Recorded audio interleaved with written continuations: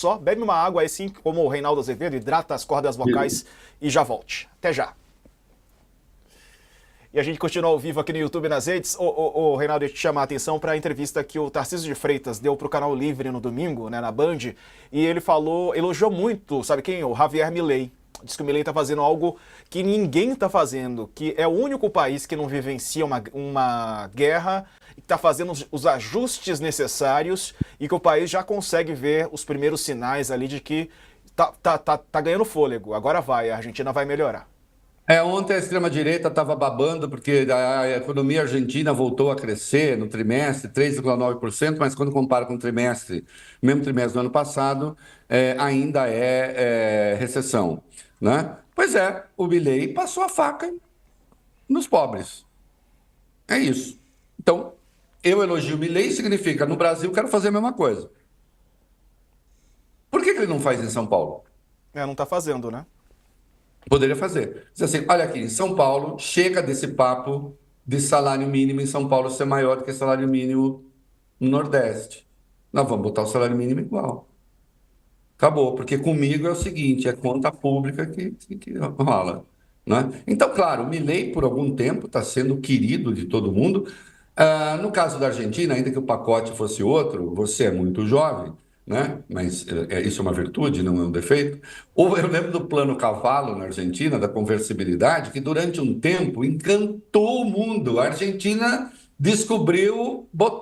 conseguiu botar o ovo em pé, né? Com o Plano Cavalo, até acontecer o maior desastre da história da Argentina do ponto de vista econômico, né? E aí nós vamos ver, né? Ele está levando a Argentina para uma pobreza extrema. Eu quero saber depois como é que retorna, né? Verdade. Por enquanto está numa parte só.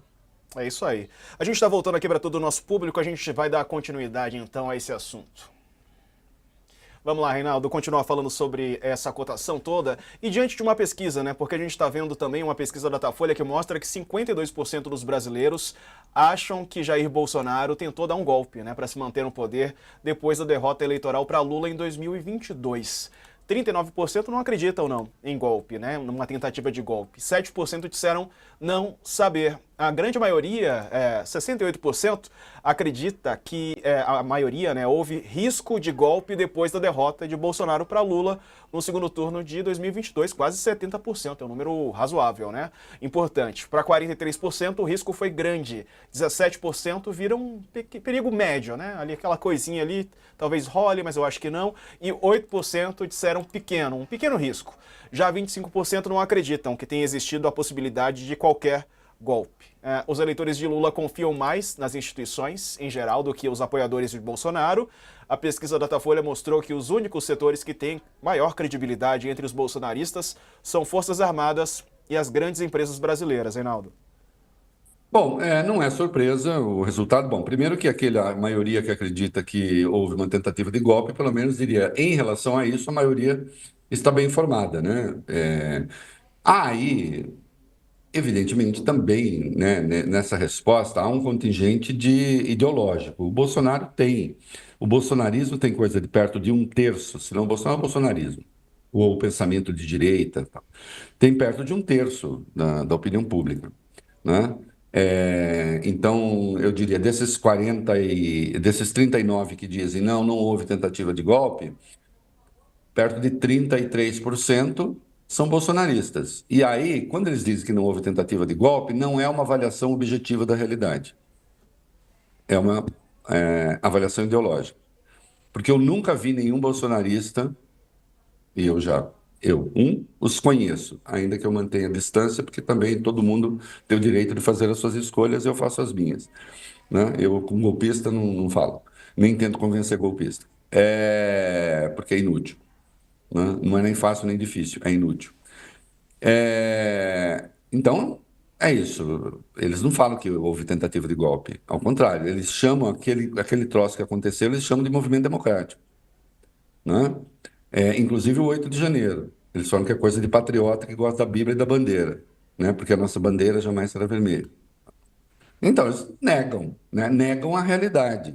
Porque aí não é uma questão só eu acho ou não acho.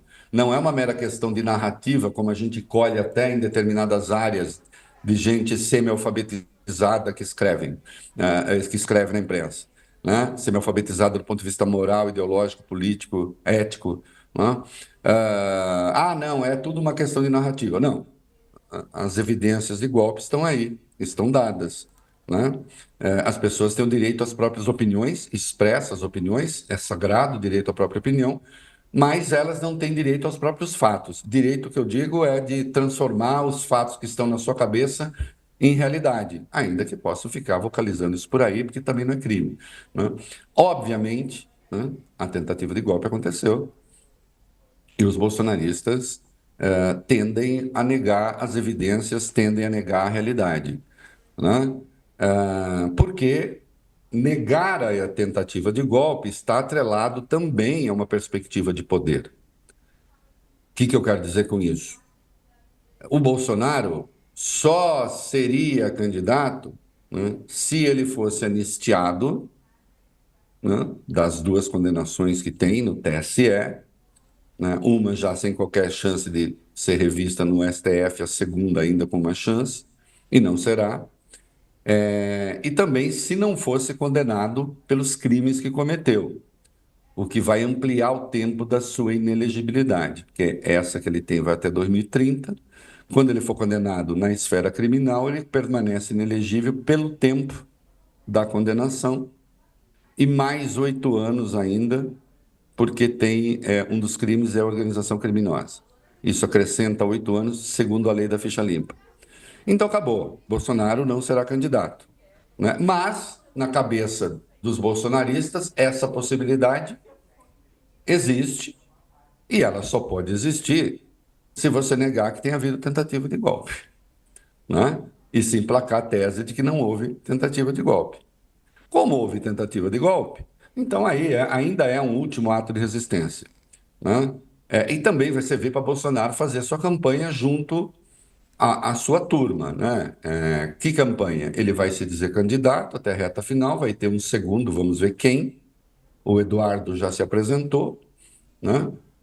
Vou ver se a direita, o PL, compra essa coisa. E na hora H, ele vai falar: tá bom, não deu, então candidato esse aqui, votem nesse aqui, né? Para fazer a transferência de votos. E aí, nesse caso, sim, imitando na forma aquilo que Lula fez, né? Em 2018, com a diferença de que Lula foi condenado sem prova por um juiz incompetente e suspeito, e Bolsonaro foi condenado com provas, né? Aliás, eu diria até com excesso de provas. E será condenado com prova, né? Porque elas estão aí. Então, negar que tenha havido golpe é parte de uma estratégia que é também eleitoral, né? Uma visão de mundo, né? Que não tem a ver, portanto, com os fatos objetivos, É. né? Sempre lembrando que não tem nenhum golpista que se chama de golpista, assim como nenhum ditador se chama de ditador. Você já viu algum ditador falar, porque eu sou ditador mesmo? Não, eu sou democrata, não sou ditador, eu estou aqui. É. Eu até Né? vi Isso um. aqui não é uma ditadura, é uma democracia, como tem no preâmbulo do AI-5, né? Para preservar a verdadeira democracia, então eu vou botar para quebrar. Havia um famoso cantor aí que anda como músico de programas de talk show, fazendo pergunta no Twitter.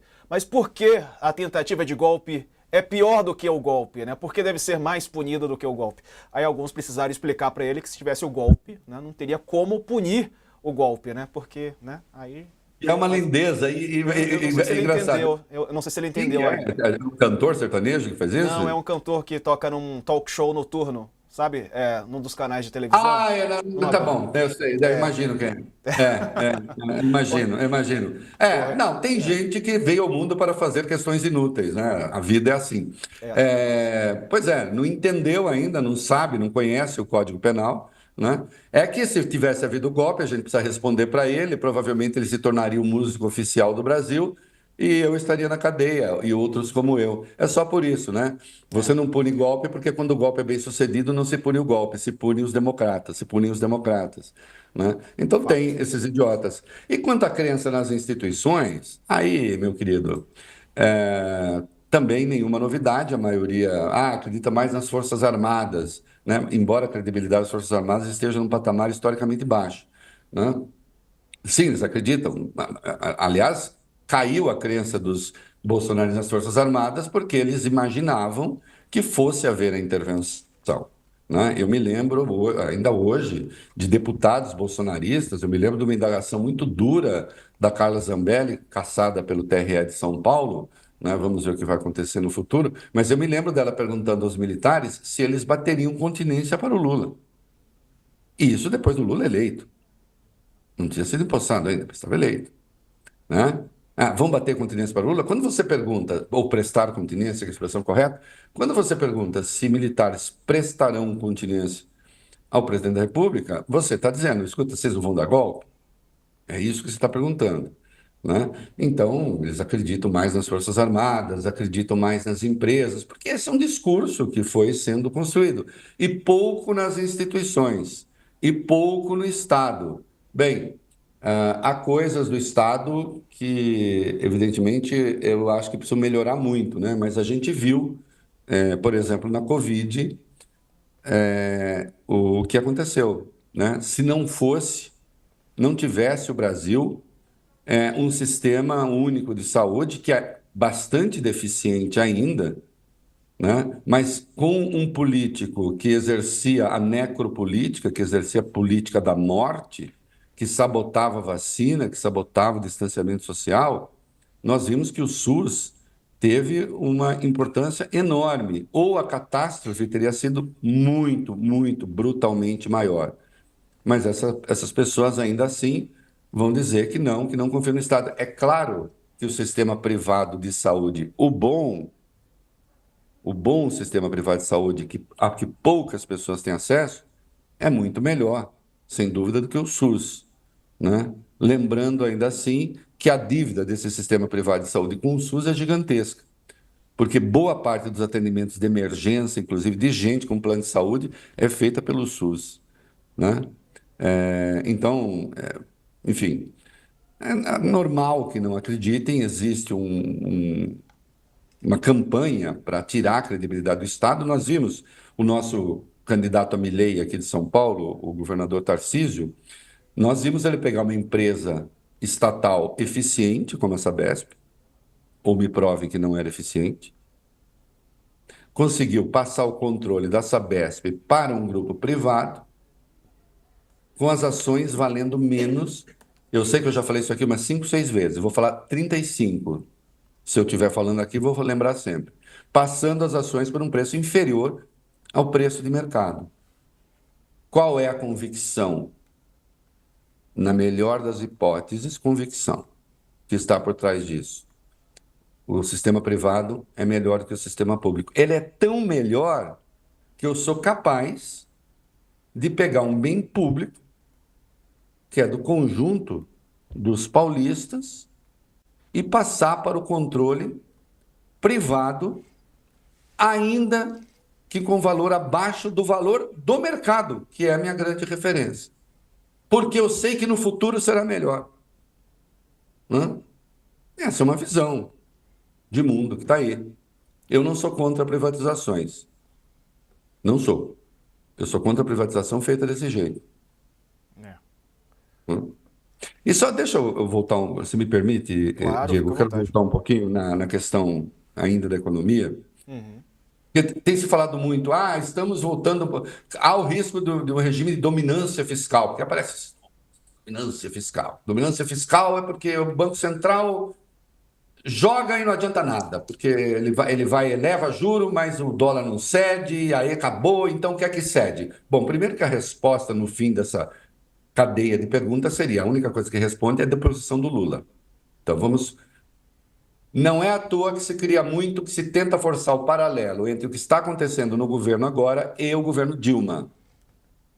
É mentira, a situação é muito, muito, muito diferente, é uma desonestidade intelectual fazer esse paralelo. Mas quando se faz esse paralelo, é preciso que se tenha claro qual é o horizonte. Qual foi o horizonte da crise econômica no governo Dilma? À medida que houve a crise econômica, ela perde a base no Congresso e se usa uma acusação de pedalada fiscal para depor a presidente por impeachment. Então, quando se fala essa questão, não adianta mais, não responde mais ao desafio, está se falando, uma coisa responderia. o Lula cair fora. Assim como o mercado apostou na morte do Lula quando ele foi fazer vamos falar claro? Apostou na morte. É isso que está na sublinha de tudo. Olha, ele vai fazer um procedimento grave na cabeça de novo. Opa, dólar cai. Né? Agora, o que se tem é o seguinte: de fato, eu falei isso na rádio e eu não sou especial, porque eu adoro que as pessoas falem, você não entende nada da economia. Eles entendem, prevêem um crescimento de 1,5% neste ano, depois reviram corajosamente para 1,8% e vai ser de quase 4%. Vem cá, em abril, faz 7 meses, em abril, houve uma divisão no Copom, 5-4. 4 votaram pela queda de 0,5 ponto na taxa de juro e 5 votaram pela queda de 0,25. Portanto, 5 e 4, 4 Lula indicou, 5 não, 5 são os falcões que o Bolsonaro indicou, incluindo o Roberto Campos Neto. Quer dizer, há 7 meses, ainda se votava em queda na taxa de juro e derrubar a taxa de juros em 0,25. Essa gente, o Banco Central errou também na leitura? Alguém se colocou essa questão? Em 7 meses a situação se deteriorou tanto assim? A dívida pública derreteu em 7 meses? Ou derreteu? Ou se tornou descontrolada em 7 meses? Por que eles não admitem que seus modelos matemáticos não estão funcionando? Quantas vezes eu vi Roberto Campos? Procurem na internet e vocês acham. Roberto Campos Neto dizendo que o mercado de trabalho está ainda pressionado. Pressionado quer dizer, a gente precisa de mais desempregados. Tem pouco. Mas até agora não há evidência de que tenha passado para os preços. E não há mesmo nem até agora. A inflação não está fora do controle. Mas aí vem o Banco Central, de fato, e diz, porrada de 1 ponto no juro, e vai ter mais 2 jornadas e também 1 ponto, nós viemos para arregaçar. E faz uma ata ontem que beira o terrorismo. Para o empresariado ficar assustado. Né? Nós vamos, acabou o crescimento. Quase que falou assim, nós vamos fazer esse país parar de crescer, fiquem tranquilos. Quando você faz isso, claro que no mercado as pessoas vão falar, bom, se o Banco Central está falando isso, é porque a situação deve ser pior do que parece, do que nós entendemos. Então não se trata de dominância fiscal, se trata, acho eu, de um erro de operação. Erro de operação que é em elevar o juro em 1 ponto, não necessariamente, mas em fazer terrorismo. Inclusive com o objetivo de demonstrar que aqui no Banco Central ninguém manda. Aqui no Banco Central quem manda é a gente, o Lula não manda nada. Bom, e não que mande, né, porque é autônomo. Agora, estimula esse clima de esse governo que está aí, esse governo está fora. O governo que está aí fez a reforma tributária. A reforma tributária é uma questão que está aí desde que eu era criança. E olha que não faz tanto tempo assim, mas já no século passado. A reforma tributária está aí para ser feita desde o século passado.